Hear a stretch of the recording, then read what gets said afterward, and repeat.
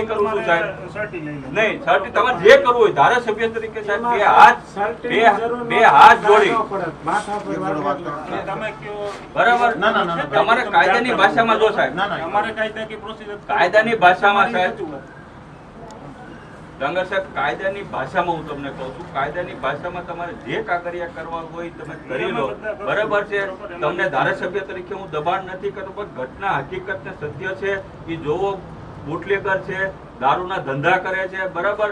તમને અભિનંદન આપું, તમે ત્યાં દારૂ પકડો એટલે બધે તમારી ઈમાનદારીનું સલામ કરું છું, બરાબર. પણ આવા બુટલેગરને છાવરવાનું આપણે કામ કરવાનું નથી, બરાબર. તમે જો એમ કહેશો કે સાહેબ કલમ દાખલ નહીં થાય, આ નિયમ આ છે, આ નિયમ આ છે, મને કાંઈ ખબર પડતી નથી, મને કાંઈ, બરાબર. તમે એમ કે મને સમજાવતા હોય જે કાંઈ હોય, હું ભણેલો જ છું, બરાબર. કાયદાનો હું જાણકાર જ છું, ધારાસભ્ય પછી બન્યો છું, બરાબર.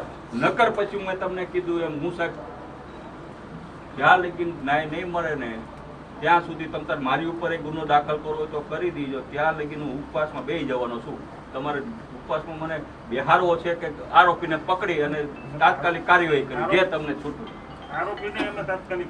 બરાબર. આરોપીને પકડી અને તાત્કાલિક 307 નીચે જ કલમ નાખો, ડોક્ટર હારે વાત કરો, બરાબર છે. રિપોર્ટ જાઓ, સ્થળ ઉપર જાઓ.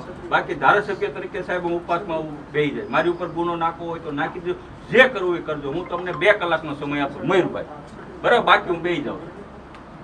તરગડા મુકામે કોળી સમાજના આગેવાનો પર મારી નાખવા ઈરાદે જીવલેણ હુમલો થયો હતો, જેના અનુસંધાને બોટાદ જિલ્લાના જુદા જુદા ગામના આગેવાનો, તરગડા ગામજનો, સમાજના આગેવાનોએ ખૂબ સારો સહકાર આપ્યો, તે બદલ ખૂબ ખૂબ આભાર.